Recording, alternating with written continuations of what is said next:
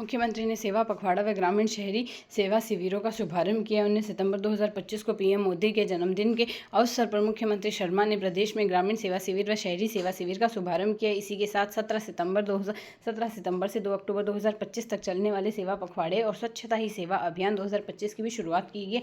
सेवा शिविरों का शुभारंभ ग्रामीण सेवा शिविर बस्सी के बिराजपुरा गाँव में, शहरी सेवा शिविर जयपुर के मालवीय नगर में आमजन को एक ही स्थान पर त्वरित व पारदर्शी समाधान तथा कल्याणकारी योजनाओं का लाभ उपलब्ध कराना है। यहाँ से सेवा पखवाड़ा और स्वच्छता अभियान सेवा पखवाड़ा 17 सितंबर से 2 अक्टूबर तक इस दौरान योजना जन कल्याण से जुड़े कार्यक्रम आयोजित किए जाएंगे। एक पेड़ माँ के नाम अभियान, वृक्षारोपण अभियान 22 सितंबर 150 यूनिट फ्री बिजली हेतु पोर्टल की शुरुआत की गई। 24 सितंबर को प्रदेश पहले दिन का रिकॉर्ड 17 सितंबर को आयोजित रक्तदान शिविरों में 25,000 यूनिट्स के लक्ष्य के विरुद्ध 27,629 यूनिट रक्तदान किया गया, जिसमें बीकानेर संभाग सबसे आगे रहा। स्वच्छता ही सेवा अभियान 2025 मुख्यमंत्री ने इस अभियान की शुरुआत मानसरोवर स्थित सिटी पार्क से की है। स्वच्छ भारत मिशन को मजबूत करना व सार्वजनिक स्थानों को प्लास्टिक मुक्त करना इसका लक्ष्य रहा है। मुख्यमंत्री ने सीवरेज नीति का विमोचन किया व सफाई मित्रों को पीपीई किट वितरित किए हैं। स्वच्छ भारत अभियान की शुरुआत 2 अक्टूबर 2014 को हुई। वर्ष 2014 में भारत के केवल 38% घरों में शौचालय थे, जो वर्तमान में 11 करोड़ से अधिक हो गए। थैलेसीमिया कुटुंब परियोजना का शुभारंभ पीएम मोदी ने 17 सितंबर 2025 को मध्य प्रदेश के धार में स्वच्छ नारी सशक्त परिवार अभियान का शुभारंभ किया। इस अवसर पर राजस्थान में मुख्यमंत्री शर्मा जयपुर से वर्चुअल जुड़े और उन्होंने थैलेसीमिया कुटुंब योजना सहित कई स्वास्थ्य योजनाओं का शुभारंभ किया। थैलेसीमिया कुटुंब योजना का शुभारंभ मुख्यमंत्री शर्मा द्वारा किया गया है। इसका उद्देश्य थैलेसीमिया से पीड़ित लगभग 4,000 बच्चों को वर्ष भर आवश्यक रक्त 15 से 20 यूनिट की जिम्मेदारी किसी संस्था द्वारा ली गई है। यह योजना थैलेसीमिया पीड़ितों को जीवन की गुणवत्ता सुधारने के लिए एक सामुदायिक पहल है। पीडियाट्रिक CTVS इकाई का लोकार्पण मुख्यमंत्री ने जयपुर के JK लॉन हॉस्पिटल में प्रदेश में पहली पीडियाट्रिक कार्डियो थोरेसिक व वैस्कुलर सर्जरी इकाई CTVS इकाई का लोकार्पण किया है।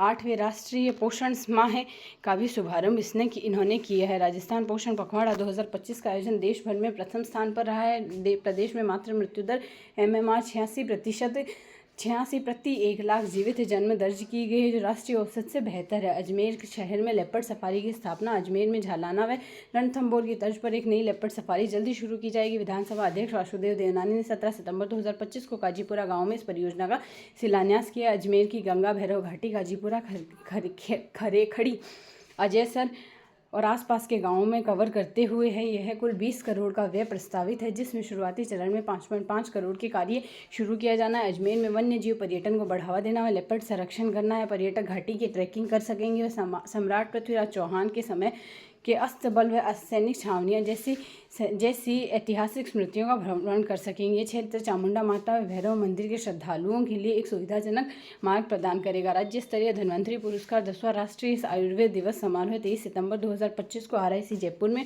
उप मुख्यमंत्री डॉक्टर प्रेमचंद बैरवा मुख्य अतिथि थे।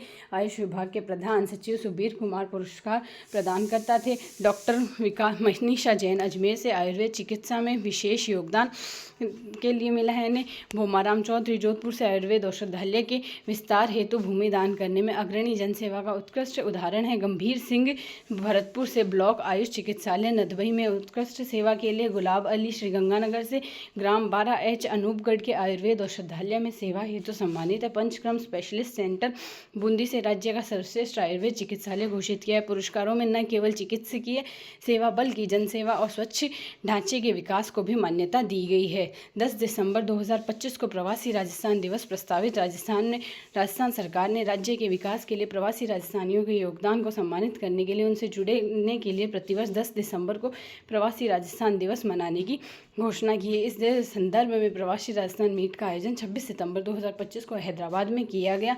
प्रथम आयोजन इस वर्ष 2025 को यह दिवस जयपुर में मनाया गया। यह आयोजन राइजिंग राजस्थान पार्टनरशिप कॉन्क्लेव 2025 के साथ ही होगा। 9 से 10 दिसंबर 2025 को आयोजित किया जाएगा। इस दिन सामाजिक, आर्थिक व औद्योगिक क्षेत्रों में उल्लेखनीय योगदान करने वाले प्रवासी राजस्थानियों को प्रवासी राजस्थान सम्मान पुरस्कार PRSA से सम्मानित किया जाएगा। शेखावाटी में विरासत संरक्षण व विकास के लिए ज्वाइंट कमेटी गठित की जाएगी। मुख्यमंत्री शर्मा ने 15 सितंबर 2025 को जयपुर में आयोजित शेखावाटी विस्तार संरक्षण संवाद कार्यक्रम के लिए शेखावाटी की हवेलियों के संरक्षण व विकास के लिए एक ज्वाइंट कमेटी गठित करने की घोषणा की। ज्वाइंट कमेटी का उद्देश्य होगा शेखावाटी के रामगढ़, नवलगढ़, मंडावा, खेतड़ी, लक्ष्मणगढ़, फतेहपुर, मेहनसर जैसे कस्बों में आधारभूत संरचना व पर्यटन विकास के लिए एक दीर्घकालिक कार्य योजना बनाकर कार्य करना है। हवेली संरक्षण योजना राज्य बजट 2025-26 में घोषित शेखावाटी हवेली संरक्षण योजना के तहत अब तक झुंझुनू, सीकर, चूरू में 662 ऐतिहासिक हवेलियां चिन्हित की गई है। विकास का स्वरूप इस चिन्हित हवेलियों को हेरिटेज वॉक, होमस्टे और सांस्कृतिक केंद्र व टूरिज्म हब के रूप में विकसित किया जाएगा। अब तक 30 हेरिटेज प्रमाण पत्र जारी किए जा चुके हैं। सुरक्षित सड़क मार्ग अभियान करौली से प्राप्त किया प्रथम स्थान। राजस्थान में 9 अगस्त से 15 सितंबर 2025 तक संचालित सुरक्षित सड़क मार्ग अभियान में करौली जिले ने राज्य में प्रथम स्थान प्राप्त किया। इस अभियान का उद्देश्य स्कूल और कॉलेज के छात्रों को सड़क सुरक्षा के प्रति जागरूक करना। फर्स्ट रैंक करौली का, सेकंड सीकर का और थर्ड रैंक डूंगरपुर का इसमें रहा है। करौली का योगदान, करौली जिले ने सर्वाधिक 112 संस्थानों में 41,031 छात्र छात्राओं को सड़क सुरक्षा का प्रशिक्षण प्रदान किया है। कुल भागीदारी पूरे प्रदेश में 1097 स्कूल कॉलेज के 4,18,345 छात्र छात्राओं को प्रशिक्षित किया गया है। समापन समारोह में 15 सितंबर 2025 को जयपुर में आयोजित हुआ। इसमें उप मुख्यमंत्री दिया कुमारी व राज्य मंत्री मंजू बागवान ने करौली के अधिकारियों को सम्मानित किया। सम्मानित अधिकारी करौली से मास्टर ट्रेनर कविता मीणा, रेणु मीणा व अधिशासी अभियंता हरिनारायण मीणा को सम्मानित किया। राजस्थान में जनगणना 2027 डिजिटल स्वरूप में होगी। जनगणना प्रदेश में जनगणना 2027 पूर्णतः डिजिटल स्वरूप में आयोजित की जाएगी। इस क्रम में जनगणना 2027 की तैयारी को लेकर राज्य स्तरीय समन्वय समिति की पहली बैठक मुख्य सचिव सुधांशु पंत की अध्यक्षता में 15 सितंबर 2025 को जयपुर में आयोजित हुई है। जनगणना का स्वरूप यह जनगणना पूरी तरह से डिजिटल होगी। इसमें गांव व तहसील स्तर का सटीक डेटा संकलित किया जाएगा। प्रशासनिक सीमाओं में परिवर्तन पर प्रतिबंध। जनगणना की सटीकता के लिए 31 दिसंबर 2025 तक की प्रशासनिक सीमाओं में बदलाव की अनुमति होगी। इसके बाद 1 जनवरी 2026 से मार्च से 2027 तक कोई बदलाव कार्य नहीं किया जाएगा। पहला चरण मई से जून 2026 में मकानों की सूचीकरण में गणना का कार्य किया जाएगा। फरवरी 2027 तक गणना शुरू की जाएगी। राजस्व व स्वायत्त शासन विभाग सीमाओं का निर्धारण करेंगे। योजना और सांख्यिकी विभाग जिला स्तर पर समन्वय करेगा। सूचना व जनसंपर्क विभाग जन जागरूकता अभियान चलाएगा।